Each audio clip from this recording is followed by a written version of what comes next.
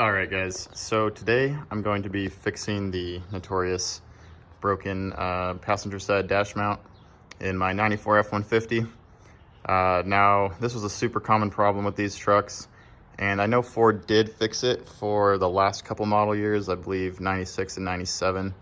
They got metal ones, but down here, you can see right in there that dash mount right there is completely cracked, broken all the way through, and so there's nothing holding the bottom side of this dash to the cab. And so when I drive and I go over like a speed bump or pothole or something, this whole side of the dash just kind of jumps and rattles around. It's really annoying. So anyways, CP Addict sells a kit to fix that. Looks like this, and it comes with instructions. Printed these out. So yeah, today I'm going to be doing that. And the first thing you're going to want to do before you do any of this is just disconnect your negative battery cable. And if you don't know, that uses a 13 millimeter. All right, guys, next thing you're going to want to do is remove both your kick panels. And to get those off, you also have to take off the door plates. And so each of those kick panels is just held on with 3 plastic tabs. And then those are each held on with 4 Phillips screws. And yeah, you can see 2 of the tabs right here. It's the same on the other side. And so these just slide down over those 2. And then you've got these gray ones that the head's exposed, and you're just gonna need a trim removal tool like this to get under there and just pry it out. And then once you pry that out, this will just lift up a little bit and then straight off.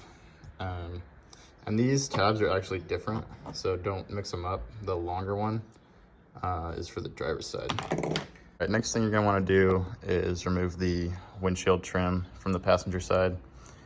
So that just uses, should be 4 Phillips screws, but one of mine was missing. And they are different lengths, so I just kind of made this little diagram to keep track of them. And you're gonna have to loosen this this piece like right above the windshield, because one of the screws, it goes through this, and then behind this it goes through that piece that I just showed you. So you just gotta take it out and kind of pull it down a little bit, and then that one will just slide out. You don't actually have to remove this all the way.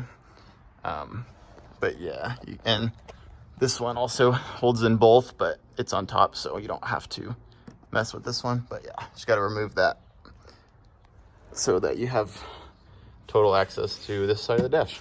Next thing you want to do is just remove the 2 screws that hold this bottom cover on. So this one down here, and then this one down here, and both of those use a T20 Torx. Next thing you want to do is remove the 4 screws that hold the top of the dash in. So there's 1 on either side, and then 2 in the middle, and those all use a 7 millimeter.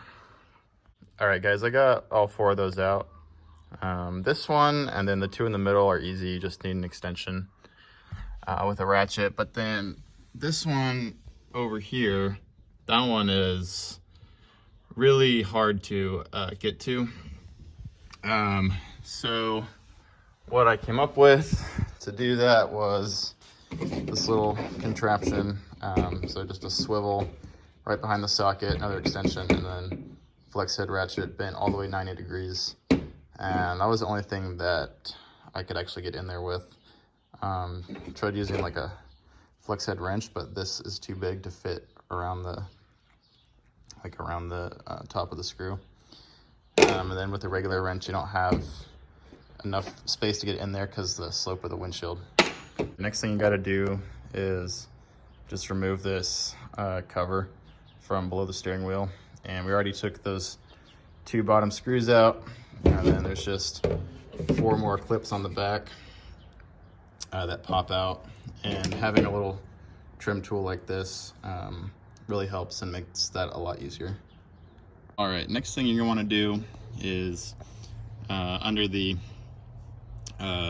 driver's side of the dash, you want to loosen 3 bolts. So there's one here, there's a little like access hole in the dash to get to it back in there.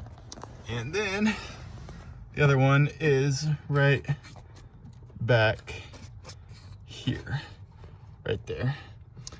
So those, all 3 of those are 15 millimeters, and you just want to loosen them.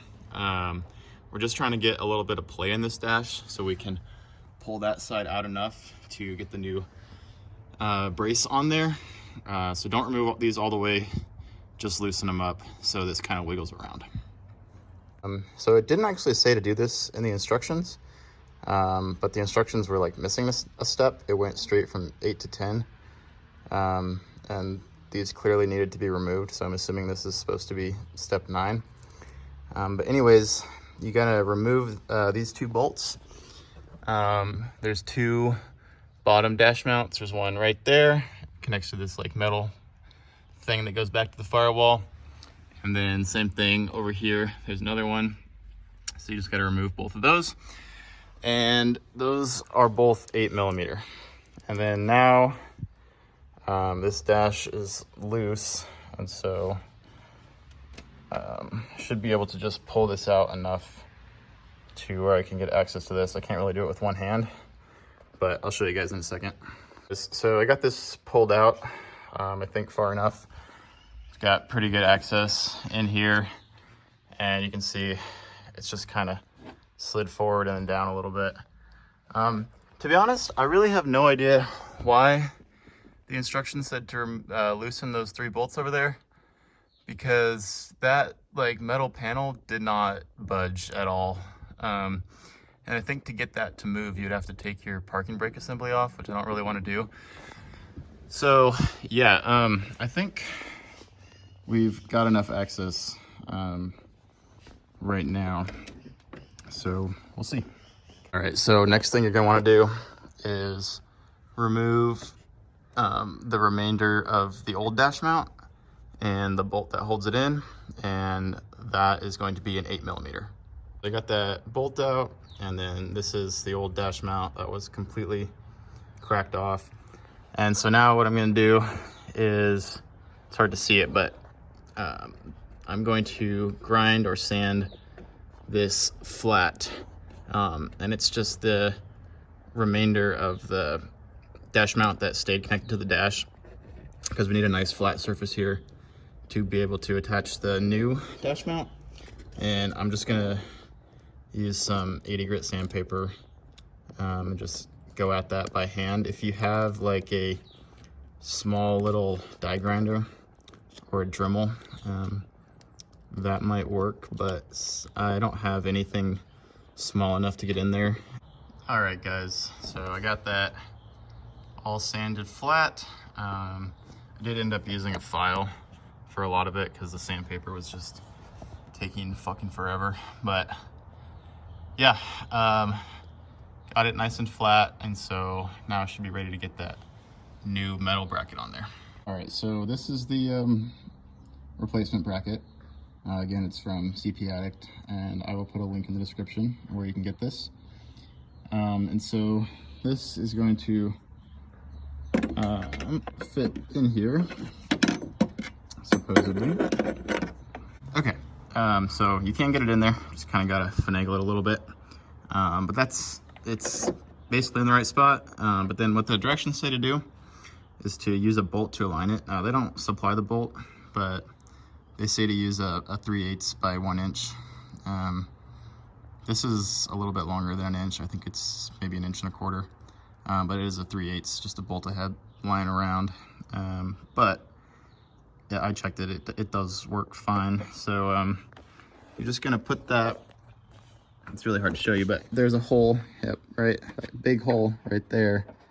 That is just there for the purpose of aligning it, and then that aligns with the factory hole that's already in the back of the dash. So you just want to slip that through, push this up, and get that aligned in there.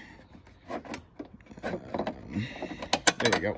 Okay, so you just push that through there. Doesn't thread into anything, but that'll just align it in the right place. And then that just makes it so that you drill the holes in the dash to mount this in the correct places, so that it will, so this tab will match up with that little U-nut there. Now the drill I have is too big to fit in here. The only way I could do that would be, I think, to take the door off. So I'm gonna go see if I can find a right angle drill, and then use that to drill those holes. So, guys, so I went and bought a right angle drill, which is cool. It's good to have. It would have been nice to have for a lot of other projects, but this is the first one where I've really actually needed it. But also, the drill bits that I have are too long, and I know stubby drill bits exist, but I couldn't find any around me, so I just cut one down. And the kit comes with rivets, but it doesn't tell you what size they are or what size hole you need to drill. So I played around with it. I drilled some test holes in a random piece of plastic, and 7/32 seemed to work the best. So I just used an angle grinder to cut this down into kind of my own stubby bit. And I'm gonna go ahead and use that to drill the holes. I did remove the glove box to see if I could drill from the back, but you cannot. So you don't need to remove the glove box. That was just me trying to see if I really needed to cut down a bit or not. But yeah, you're gonna need some stubby drill bits, or you could just kind of make your own like I did. All right, guys, I got those holes drilled, and I got that on there. It's really hard to get my phone in there to see it, but there you go. So I got that all riveted in. Yeah, looks really good. Super sturdy. So yeah, now I'm just gonna go ahead and start reattaching this. As got the dash all back in there. Looks really good. It fits really nice, and I'm really happy with it. The instructions weren't the best, but the product is great. So yeah, I think it's gonna work really nice. Those top 4 bolts are kind of difficult to line back up. So what I ended up doing is putting my knee like under the dash here and using that to push the dash up. That way I could get the bolts started with my fingers, and then I tighten them down. I got all the bolts threaded in hand tight, and then I torqued them all down after that. Now the top 4 bolts, the torque spec is, I think it's like 2 foot-pounds. I'll show you guys the sheet in a second. It has all the torque specs on it, but it's like 2 foot-pounds. I don't have a torque wrench that goes down that low, so I just snugged them down with my hand. But everything else, it's all torqued down back together, and I mean, it's super sturdy. I mean, that is not going anywhere. It was a real pain in the ass. This stash would just bounce around every time I hit something, and I could grab it with my hand and just wiggle it. And now it's, I mean, I can't even move it. So yeah, turned out great. I just got to snap that lower steering cover back on. That's easy. And then all the rest of this trim stuff is just installations, opposite of removal for all that. I don't need to show you how to do that.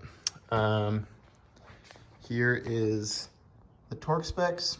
If you guys want those, you can take a picture or whatever. But yeah, turned out great. Thank you for watching. And as always, if you have any questions, leave them in the comments and I will do my best to answer.